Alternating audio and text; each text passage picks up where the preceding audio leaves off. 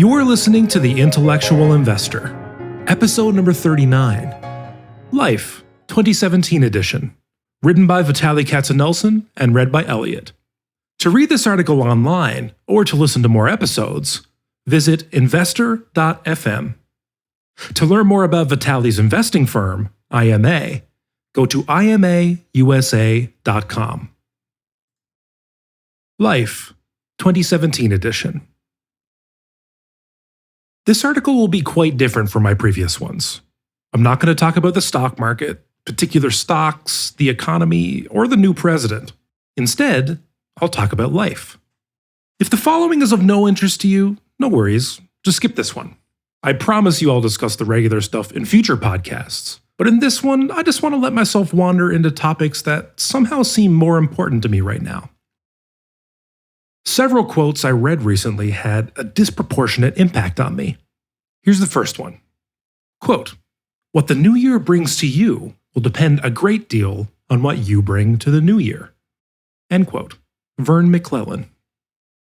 That one sent me on a roller coaster ride of New Year's resolutions. Some are personal, some are business related. One was about health. I decided that I wanted to eat better in 2017. I do not want to go on a diet, which to me means eating things you don't like and feeling hungry. Some people can do that, and most, including me, can do it for a week or two, and then give up. For a diet to be permanent, I have to enjoy it. As my friend Ethan Berg puts it, it has to be EFA. Easy, fun, automatic. Ethan has been trying to convince me to do smoothies for years now, and I wish I had listened to him sooner. I have discovered that I love to drink smoothies, and most importantly, I love to make them. The difficulty in making smoothies is having consistent availability of ingredients. We don't go grocery shopping every day, and fresh fruits and vegetables spoil. I overcame this problem by freezing portions of fruits and veggies. I peel bananas, cut them in half, and freeze them. We visit Costco every 2 weeks or so. I buy a few bags of frozen blueberries, spinach, and kale. I take about 2/3 of the spinach and kale after I cut the kale into smaller pieces and freeze it in Ziploc bags.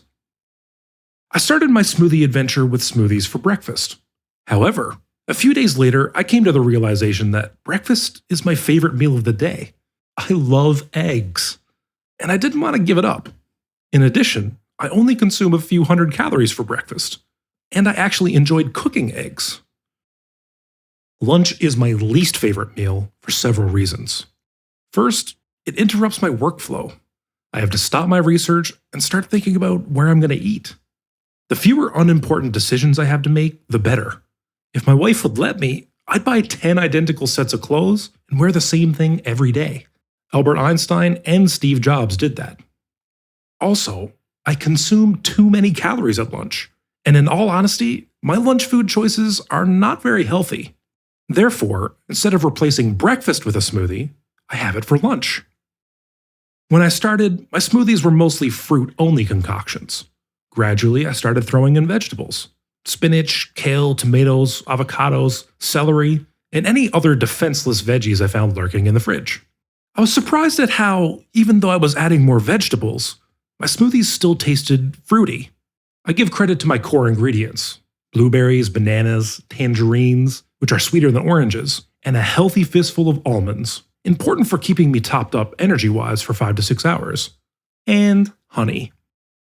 The blender is the key tool in this process. I found that traditional blenders are too clunky and messy, and instead I'm using the NutriBullet. It's compact and easy to clean. I make my smoothies first thing in the morning at home, pour it into a jar, and take it to work, where I stick it in the fridge. Then I enjoy a liquid salad of fruits and lots of veggies for lunch. I don't cook much, but now I understand why people enjoy cooking. It gives them a sense of accomplishment. I get that feeling every sunrise. I have created something I am proud of. Yes, I'm acutely aware that what I'm talking about is mixing fruits and vegetables in a blender. Starting your morning right is very important. I stopped listening to news in the morning on my way to work, as it usually irritated me, especially during election season. Instead, I now listen to podcasts. 3 podcasts I recommend are Masters in Business with Barry Ritholtz, The Tim Ferriss Show, and Full Disclosure with Roman Farzad. Roman had the poor taste of interviewing me last year, but other than that, he is one of the most talented hosts I've encountered in a long time. He's very witty. I drive my 15-year-old son, Jonah, to school, so we listen to these podcasts together at 1.5 speed. Do what you love. I just finished reading Tim Ferriss's latest book, Tools of Titans. I highly recommend it. Tim has interviewed over 200 successful people in the last few years, and this book is his cliff notes of those interviews. A quote from this book has had an amazing impact on me. One of the guests was asked, "What is the ultimate quantification of success?" He answered, "For me, it is not how much time you spend doing what you love, it's how little time you spend doing what you hate." When I read this, I set a new goal for 2017. Spend as much time as possible doing what you love and as little time doing what you hate, or what you don't care about. You can apply this to different parts of your life. For instance, at work, I love doing research, building models, reading, and writing. But there are other tasks that slowly creep in, especially if you're running the business. I started examining my day and identifying tasks that I want to minimize. Then I started outsourcing them to others. I even hired a virtual assistant. Kids. My biggest fear in life is that I won't be a good parent. Therefore, I try to spend as much time as I can with my kids. This isn't always easy for me because I get sucked into or addicted to work, and it's hard to pull out. In the winter, though, our skiing trips bring us really close. It's a 2-hour drive each way to Vail. Please don't feel sorry for me. And there's time on the lift. I kind of hate to admit this, but my kids are better skiers than me. Hannah, who just turned 11, can ski any terrain. I'm still struggling on powder. Hannah has been skiing exactly 8 years, almost to the day. She skied for the first time on the day of Obama's first inauguration. Not to break the tradition, my youngest daughter, Mia Sarah, who turned 3 on January 11th, skied for the first time this week, the week of Trump's inauguration. Little kids on skis are incredibly adorable. Their helmet is a third of their size. They look like little aliens. As I was teaching Mia Sarah to ski, I was remembering little Hannah skiing 8 years ago. She had absolutely no fear. None. Her brother, Jonah, who was 7 at the time, was completely consumed by fear. It took him 3 days to get down the bunny slope. Hannah just went straight down on the first try. She had only one speed, forward. Skiing ended up being one of the most important things we did for Jonah. It helped him to conquer his fears, taught him to believe in himself, and helped him to become a very good athlete. Grandparents. One day last week, my wife, kids, and I visited both sets of grandparents, and I realized how lucky my kids are. I probably saw my grandparents only about a dozen times. I never saw my mother's and father's parents at the same time. They lived in different cities, Saratov and Moscow, and we saw them only in the summer, a few weeks a year. My kids see my father several times a week. My father teaches Hannah to paint and helps Jonah with algebra. I stop by a few times a week for breakfast.